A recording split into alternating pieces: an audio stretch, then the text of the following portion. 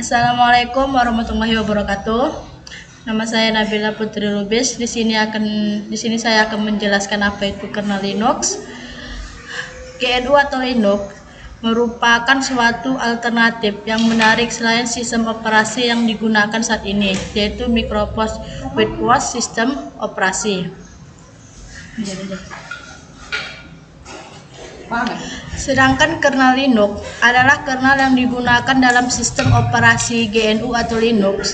Kernel ini merupakan keturunan dari keluarga sistem operasi Unix, diiris dengan menggunakan lisensi GNU, General Public License atau GPL, dan dikembangkan oleh pemrograman di seluruh dunia. Linux merupakan contoh utama dari perangkat lunak bebas dan sumber terbuka.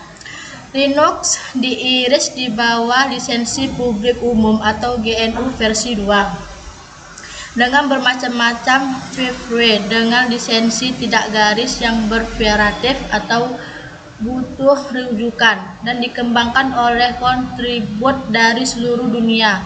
Diskusi perkembangan dari hari ini ke hari dilakukan di mailing list Linux. Pada awalnya dibayangkan dan dibuat oleh murid ilmu komputer berkebangsaan Finlandia Linus Torvalds pada tahun 1991. Pengembang dan pengguna Linux bertambah dengan cepat, lalu mereka mengadopsi kode dari proyek-proyek software gratis untuk digunakan sebagai sistem operasi baru. Kernel Linux telah menerima kontribut dari ribuan program. Banyak distribusi Linux telah diiris berdasarkan kernel Linux.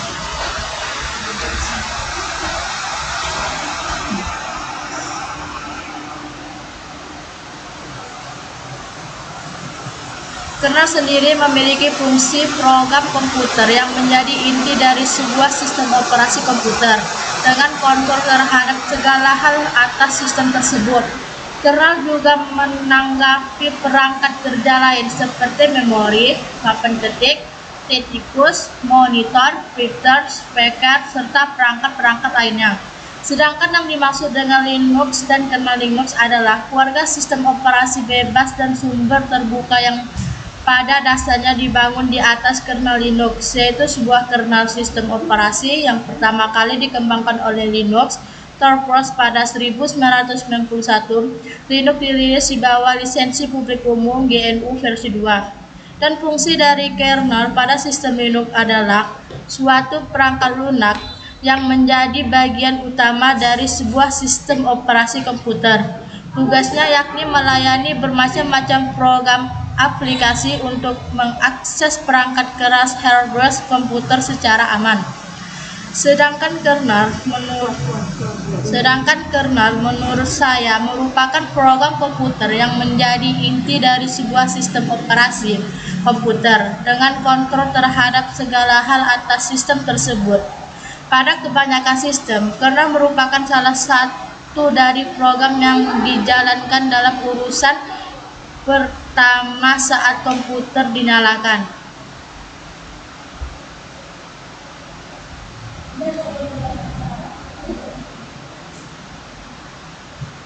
Sistem operasi mengembangkan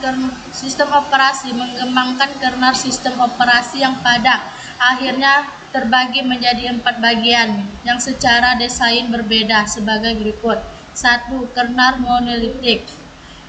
Kernel monolitik mengintegrasikan banyak fungsi di dalam kernel dan menyediakan lapisan aplikasi perangkat keras secara penuh terhadap perangkat keras yang berada di bawah sistem operasi. 2. Mikrokernel menyediakan sedikit saja dari abstraksi perangkat keras dan menggunakan aplikasi yang berjalan di atasnya yang disebut dengan server untuk melakukan beberapa fungsionalitas lainnya. 3. Kernel hibrida.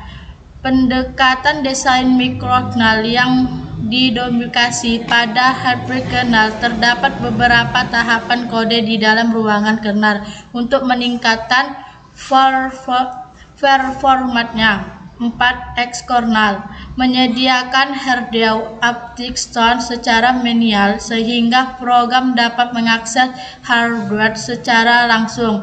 Dalam pendekatan desain eksternal, library yang memiliki oleh sistem operasi dapat melakukan adaptasi yang mirip dengan adaptasi yang dilakukan dengan desain multi-screen. Oke, sampai sini penjelasan saya. Assalamualaikum warahmatullahi wabarakatuh. Nah,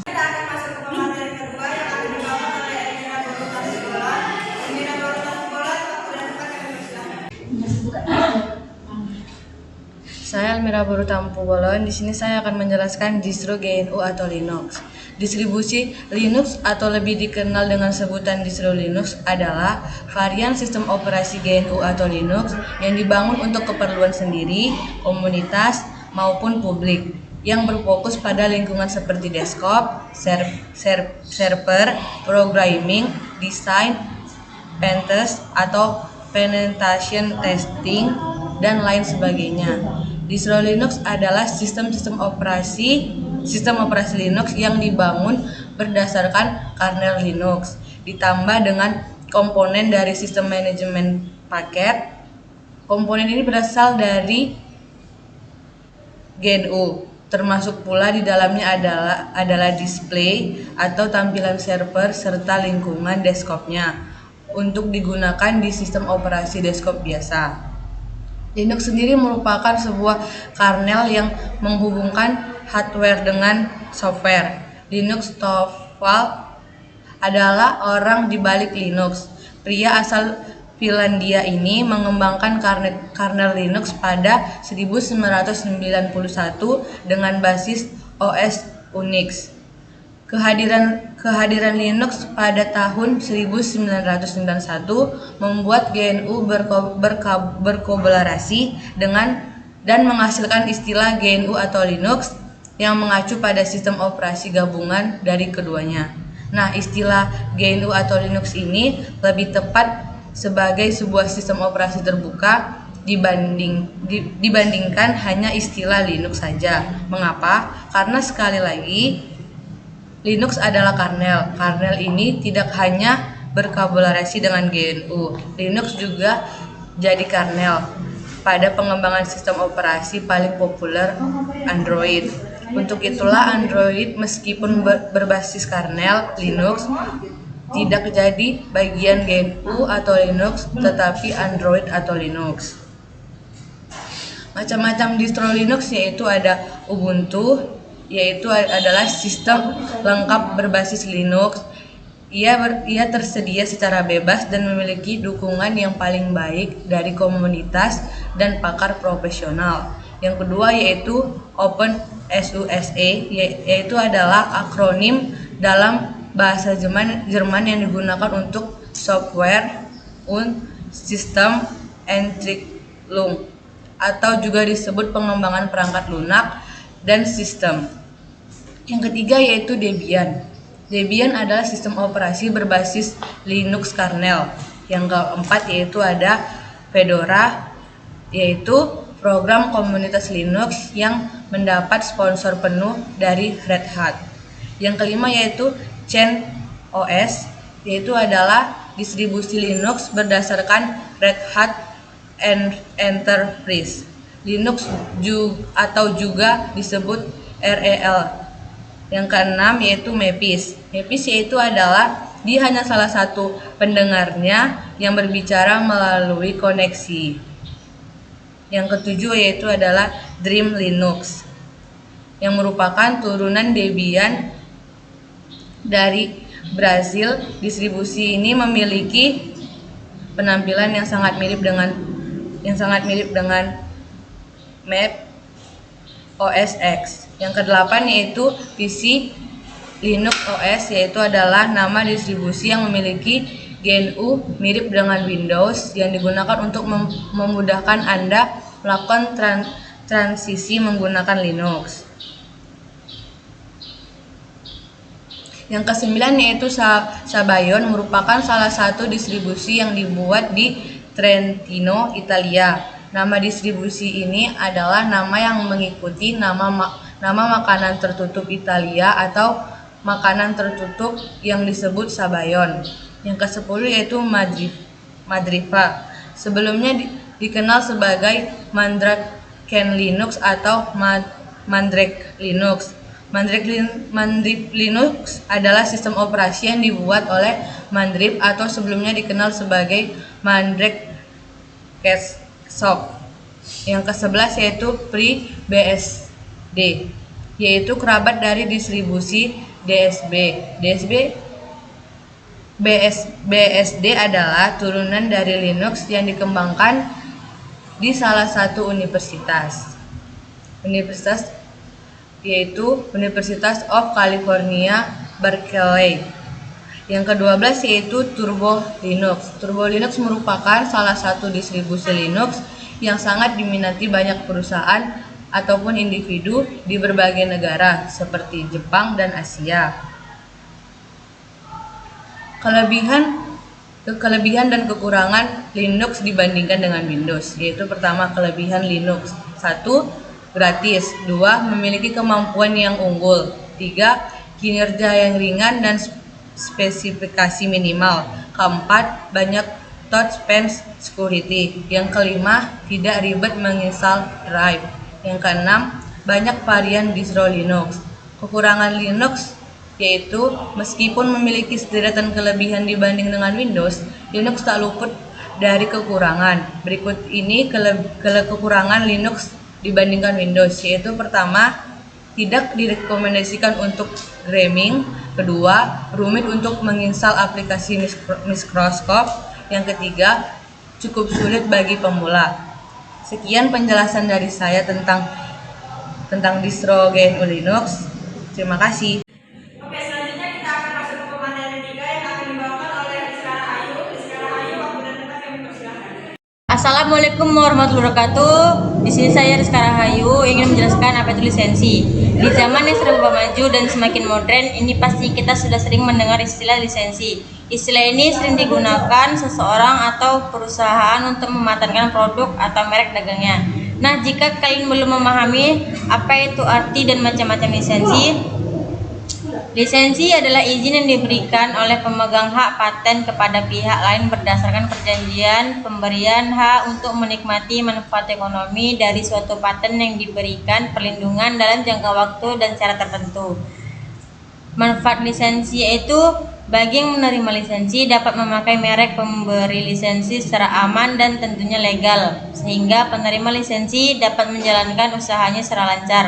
Apalagi jika merek yang digunakan sudah sangat terkenal dan memiliki reputasi yang baik di mata konsumen, maka akan mendapatkan banyak keuntungan dalam menjalankan usahanya. Sedangkan keuntungan yang didapatkan bagi pemilik lisensi biasanya akan mendapatkan royalti yang besarnya telah dipakai oleh kedua pihak atau pemilik lisensi dan penerima lisensi. Perbedaan lisensi dan franchise. Pada franchise keterlibatan seorang franchise atau franchisor lebih banyak. Kalau lisensi, keterlibatannya hanya sebatas mengajarkan bagaimana memproduksi lalu dipungut royalnya. Tujuan lisensi adalah untuk melindungi masyarakat dan pelayanan profesi. Yang pertama yaitu memberi kejelasan batas wewenang, yang kedua menetapkan sarana dan prasarana, yang tiga meyakinkan klien. Jenis-jenis lisensi yaitu pertama ada lisensi HKI atau hak atas kekayaan intelektual, yaitu di mana salah satu jenis lisensi ini adalah lisensi atas hak intelektual, misalnya perangkat lunak komputer. Pemilik lisensi memberikan hak kepada pengguna untuk memakai dan menyalin sebuah perangkat lunak yang memiliki hak paten ke dalam sebuah lisensi. Yang kedua adalah lisensi massal. Motornya habis ini jar. Yang kedua ada lisensi massal. Lisensi massal itu perangkat lunak adalah lisensi dari pemilik perorangan untuk menggunakan sebuah perangkat lunak dalam satu komputer. Rincian lisensi biasanya tertuang dalam atau kesepakatan lisensi pengguna tingkat akhir atau End User Licenses Agreement atau EULA. dalam sebuah perangkat lunak. Ya di sana kan.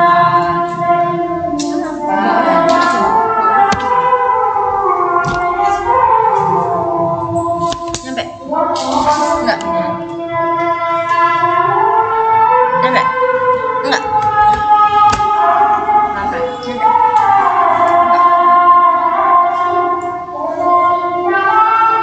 Apa nggak kamera?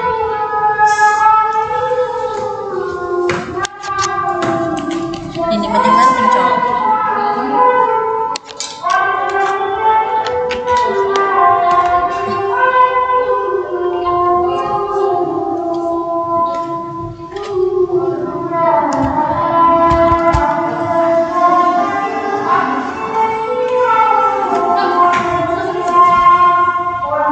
Yang ketiga ada lisensi merek barang atau jasa. Pemilik lisensi dapat memberikan izin atau lisensinya kepada seseorang atau perusahaan dengan tujuan supaya seseorang atau perusahaan tersebut dapat menjual produk atau jasa di bawah pemilik lisensi merek dagang tersebut. Beberapa macam lisensi yang berkembang saat ini yaitu ada lisensi tertutup LT atau Property Software. Yang kedua lisensi terbuka LK atau Open Source Software.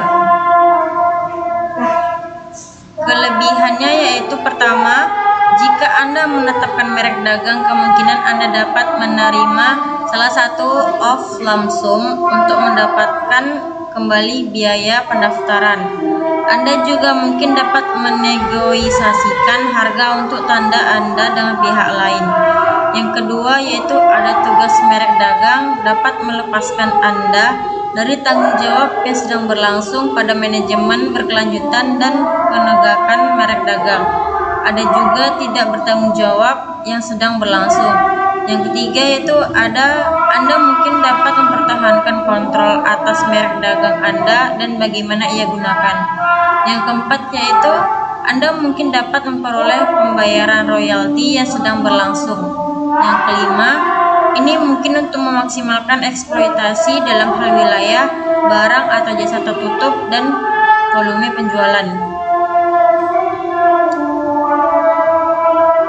Kerugiannya itu yang pertama ada ketika Anda menjual merek dagang Anda akan melepaskan semua kontrol atasnya. Yang kedua, ini bisa sulit untuk menilai merek dagang Anda dan Anda mungkin kalah dengan lisensi dalam jangka panjang. Yang ketiga, jika kesepakatan antara pemberi lisensi dan penerima lisensi rusak, mantan penerima lisensi dapat menjadi persaing dan mencari untuk menantang keabsahan merek dagang. Yang keempat yaitu akan melanjutkan kewajiban dengan lisensi merek dagang. Ini termasuk kebutuhan untuk menegakkan hak-hak atas nama lisensi, misalnya penegakan pelanggaran merek dagang. Contoh lisensi berikut ini terdapat beberapa contoh lisensi. Yang pertama itu ada contoh lisensi freeware. Semua program yang dapat di-download di internet dengan mencantumkan lisensi freeware pada persetujuan pemasangan atau install software tersebut. Yang kedua yaitu ada contoh lisensi shareware. Semua program yang dapat di-download di internet dengan mencantumkan lisensi shareware pada persetujuan pemasangan install software tersebut. Di sini saya akan menjelaskan apa itu lisensi. Sekian dari saya. Wassalamualaikum warahmatullahi wabarakatuh. Selanjutnya kita akan masuk ke materi keempat yaitu saya sendiri. Saya di sini akan membawakan tentang prinsip rancangan Linux. Linux menyerupai implementasi Unix, not mikrokemer yang lain. Dia adalah sistem yang multi-user, multitasking dengan seperangkat lengkap alat-alat dan kompatibel dengan Unix. Walaupun Linux dapat berjalan pada berbagai macam platform, pada awalnya dia berkembang secara eksklusif pada arsitektur PC.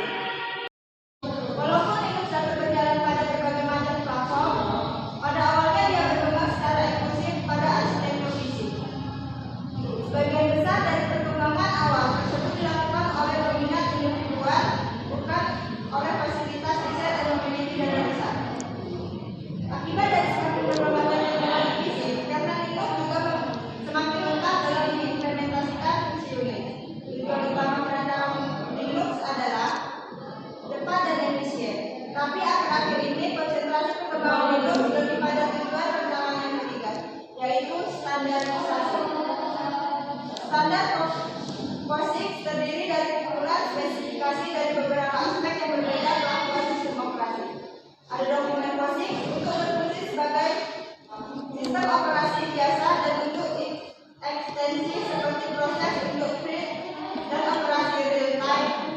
Linux dirancang agar sesuai dengan dokumen POSIX dan relevan. Sedikitnya ada 2 distribusi Linux yang sudah memperoleh sertifikasi official POSIX. Sekian materi dari saya. Selanjutnya pemateri kelima yaitu Latifah Hanum.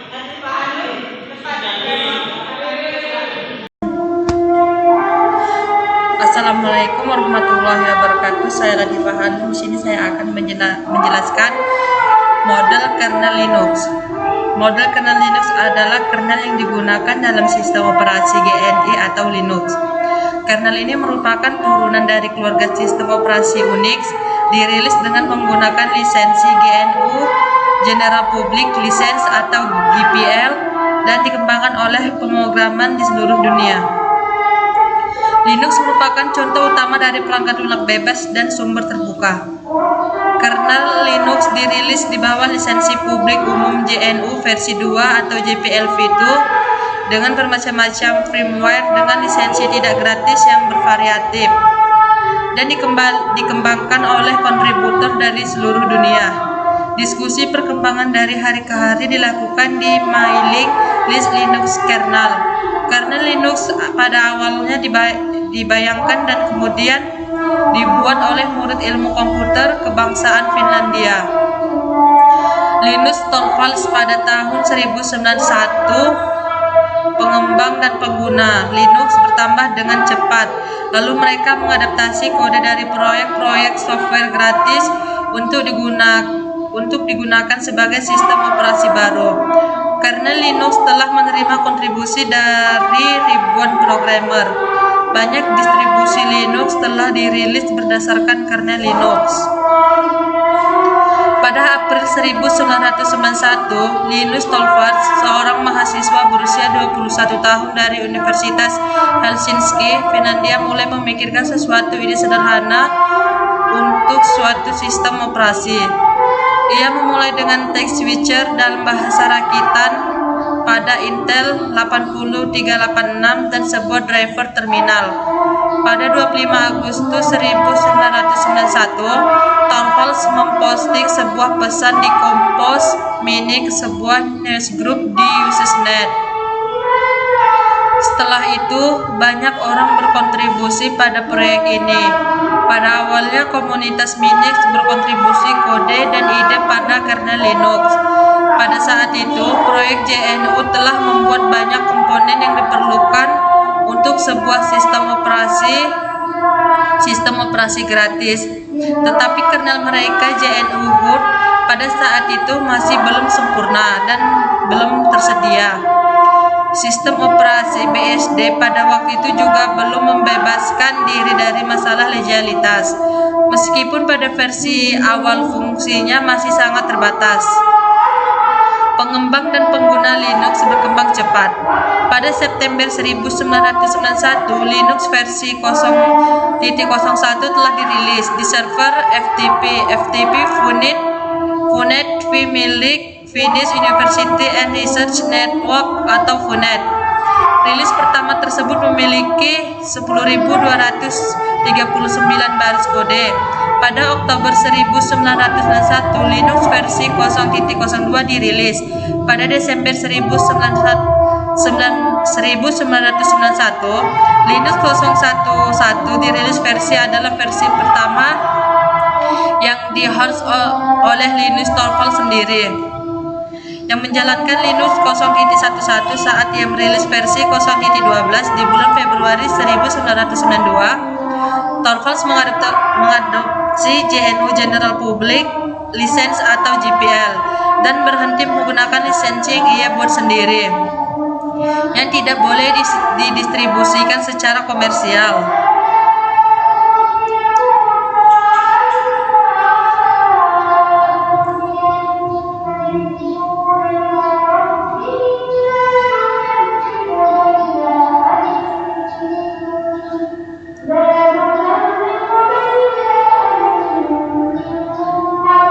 Kernel merupakan suatu perangkat lunak yang menjadi bagian utama dari sebuah sistem operasi.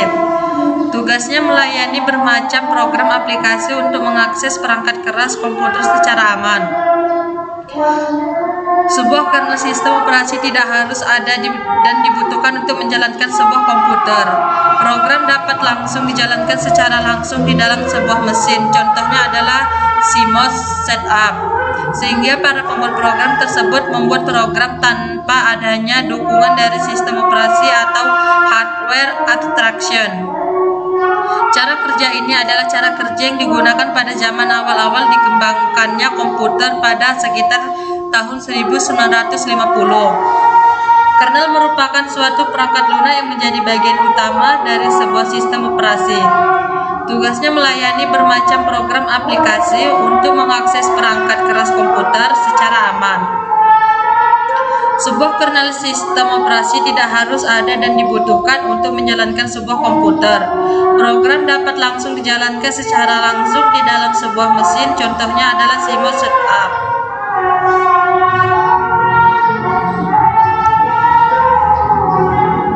CMOS setup. Sehingga para pembuat program tersebut membuat program tanpa adanya dukungan dari sistem operasi atau hardware abstraction. Cara kerja ini adalah cara kerja yang digunakan pada zaman awal-awal dikembangkannya komputer pada sekitar 1950. Kerugian diterapkan metode ini adalah penggunaan harus melakukan riset ulang komputer tersebut dan memuatkan program lainnya untuk berpindah program dari satu program ke program lainnya. Kerugian dari diterapkannya metode ini adalah pengguna harus meriset ulang. Dokumen materi yang di atas, proyek JNU ini diluncurkan pada tahun 1984 untuk mengembangkan sebuah sistem operasi lengkap mirip Unix berbasis perangkat lunak bebas, yaitu sistem JNU.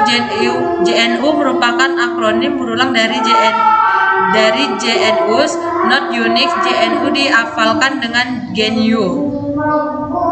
Varian dari sistem operasi GNU yang menggunakan kernel Linux dewasa ini telah digunakan secara meluas.